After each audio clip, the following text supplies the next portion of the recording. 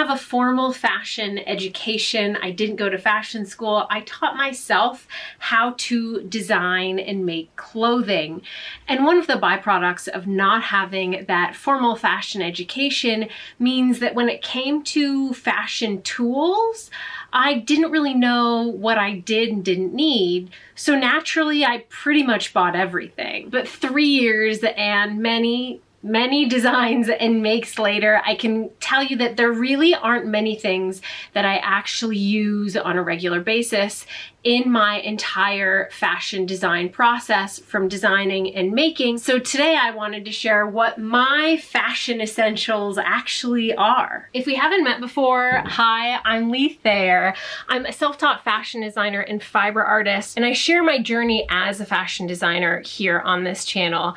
Everything that happens before a look hits the runway. And since I do the entire end-to-end process, everything from sketching to pattern making to finished garments and prototyping, I didn't want to just share like sewing essentials, because really there aren't that many things that I would consider really that essential to the design process, especially if you're just getting started. So that's how I'm going to share everything with you today, kind of going through that design process, what I consider to be the basics and the essentials that you need in your toolkit and why. A few of my key fashion design tools I didn't acquire right off the bat. Some things did take me a little while to decide that they were worth the investment or that I needed. So I'll share all of that with you as well. First up, for ideation and design, this is all you need: a sketchbook, a pencil, and an eraser. Maybe a ruler, but if we're talking essentials here, a straight edge of any kind can work. I personally did not start out sketching when I first started learning how to design.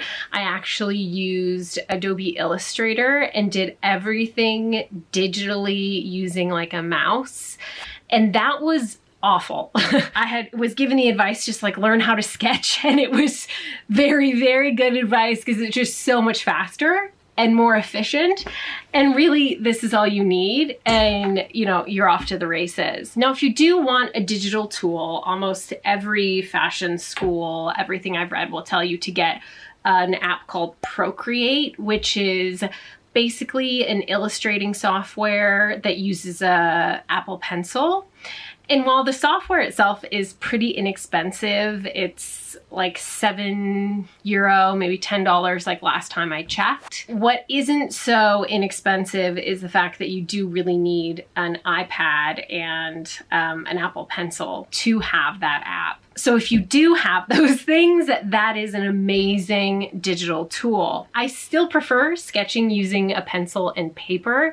I'm not much of a digital illustrator, but I will then transfer my designs into Procreate and then play around with different patterns and fabric and things, and I think it's really the best tool for that. So for the initial design process, your essentials are pretty darn basic, but then if you do want one level up of a more expensive digital tool, Procreate all the way. So you have your design, it's time to make a pattern.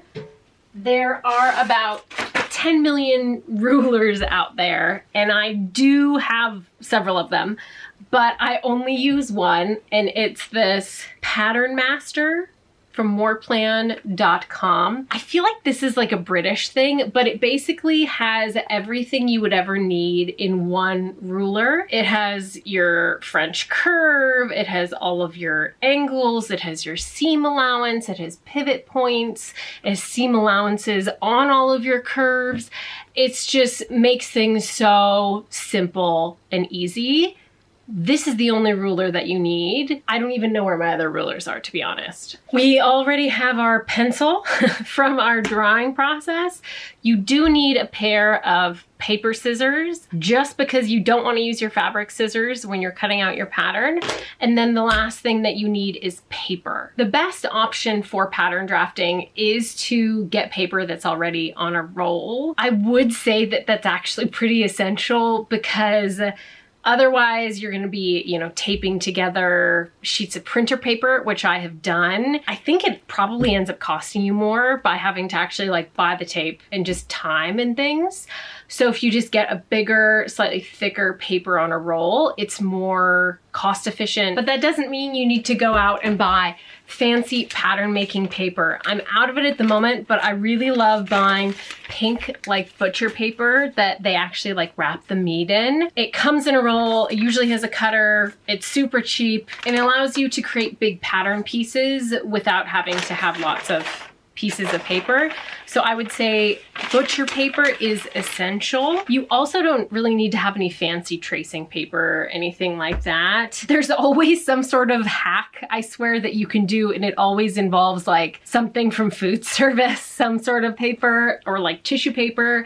There's ways to just do things inexpensively, but the one essential I would say is having like big, slightly thicker paper on a roll so that you can actually have patterns that you can cut out and reuse again, which is the goal.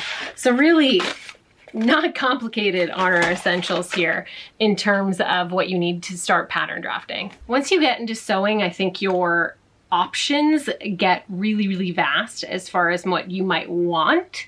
But as far as what you actually need outside of a sewing machine, I think that's pretty narrow. So speaking about the actual sewing process itself, once you have your sewing machine, I'd say your number one thing you need is some fabric scissors that are not your paper scissors, just because fabric is hard to cut and you want these to be really sharp and nice so that you can cut out your pattern beautifully. I wouldn't overthink buying sewing scissors because there's a million options. Everyone loves like those huge tailoring shears, but the more specialized your tools get, like tailoring shears, the more you need to think about other things as well. Like tailoring shears are meant to have the bottom part of the blade always on the table when you're cutting, which is lovely and makes it so as you're cutting along, this lower part will always stay flush with the table. But if you're just starting out and like cutting fabric on the floor,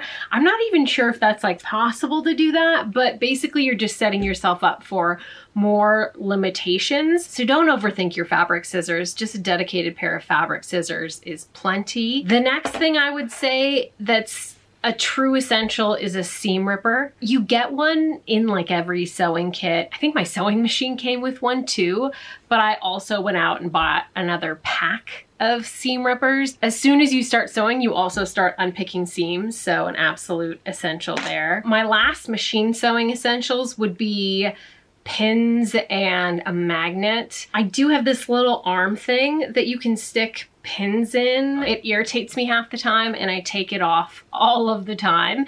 It still is better than sticking pins in my shirt, which is what I used to do, and then you forget and you go someplace or try to take something off and give yourself a few cuts.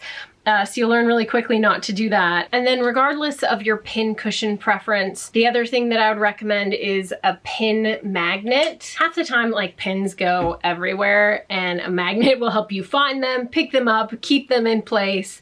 So your pin cushion choice can vary. I wouldn't consider that as essential as a pin magnet. I don't think people talk about hand sewing enough, but as soon as you dabble in couture finishings, or even, not even that, any sort of just nice finishings on anything, even attaching like a button, you're gonna have to do some hand sewing. And so I do have two things that are essential to me and just have changed my life in terms of hand sewing. The first is gonna be some wax. This used to be a round bit of wax in a container that you would like pull your thread through. It has since fallen apart, but it still is wax and it still works. And this isn't just normal like beeswax. I think you want to look for like tailor's beeswax, but anytime you do hand stitching, you do want to wax your thread. There's a few other steps in there, but generally it keeps your thread from tangling. It makes it go through your fabric easier. Hand sewing with a wax thread versus an unwaxed thread, I just won't do it if my thread isn't waxed anymore. It's just not worth it because, you know, the thread gets caught, gets tangled, especially when you're doing a lot of hand sewing. And then the other essential when it comes to hand sewing is the needles themselves. So your usual hand sewing needles that you think of are usually pretty decent size, but in tailoring there is a needle size called short or shorts, which basically is exactly what it sounds. It's a shorter needle that tends to be pretty pointy, and it seems like just having a little bit shorter of a needle would make tons of a difference, but it is amazing. I was actually just using this yesterday, but a shorter needle makes it a lot easier to maneuver within the fabric. It allows you to go faster, allows you to do tighter corners, tighter turns, not go all the way through as easily. Just they're really pointy and really short, and they're fantastic. They come in like packets of several. I think again this is more of like a tailoring item, but I wouldn't even bother getting regular hand sewing needles when you can get a little number like this guy that's truly just so lovely. But a needle and some wax are really the only essentials for me when it comes to hand stitching. There's a joke when you get into more elevated garment making that you spend more time at your iron pressing your garment than you do at the sewing machine, and it's definitely true. So an iron is absolutely essential to your finishing process, but it doesn't need to be anything fancy. An iron's pretty much as good as its operator. So you can have a super cheap iron like I do that's slightly falling apart but still works. It's seen better days. Or you could have a really expensive one that doesn't require that you know very much and will still do wonderful things to your garment. But just having one is essential. But then when it comes to your ironing board, I mean, I have a super cheap one, but honestly, I don't really even use it that much. But what I would consider absolutely essential are these two things. One of them is a sleeve board, and then the other one is a tailor's ham. I use my sleeve board more than I do my ironing board in general because it allows you to have more control over your seam allowance. You can get into tighter spaces. You can just, put your sleeve on here, obviously. But really, there aren't many seams that you don't want that kind of control. So I use my sleeve board more than I do my just regular ironing board. And then a tailor's ham is used for pressing curves. Honestly, it's like, why have an iron if you don't have a tailor's ham? Very few things have just straight seams. A lot of them have curved seams, and you really can't press out that seam without a tailor's ham. Now, it took me probably about a year before I bought tailor's ham. I was using, oh gosh, this is kind of embarrassing. I had actually stuffed an oven mitt and was using that like a tailor's ham to try to press curves. That was a terrible, terrible idea. Do not do that. Learn from my mistake. Just start out with these, consider them as essential as your iron itself, and you'll be good to go. And then the last thing that's an absolute necessity for me in the finishing process is whatever this thing is called. I got it at like a little tailoring shop. It's used to press out curves and points on a garment. Now, I have already used scissors to try to press out a collar and stab through the fabric. I've also used something else that was too pointy, that stretched out a corner. Just like, trust me, I've made the mistakes. You need one of these. I think they're like bamboo, but it's perfect corners every time. It doesn't matter how nicely you sew and press things if you don't have something like this. You can even actually press on this with it inside the garment as well. But I'd say that's my other real essential. And that's all of it. I think you can see there aren't tons of things that you really need in the day-to-day design and sewing and making process, which to me is actually really exciting because it means that you don't need much to get started. But I hope this was helpful in helping to clarify what the essentials might be if you're somebody who's just starting out.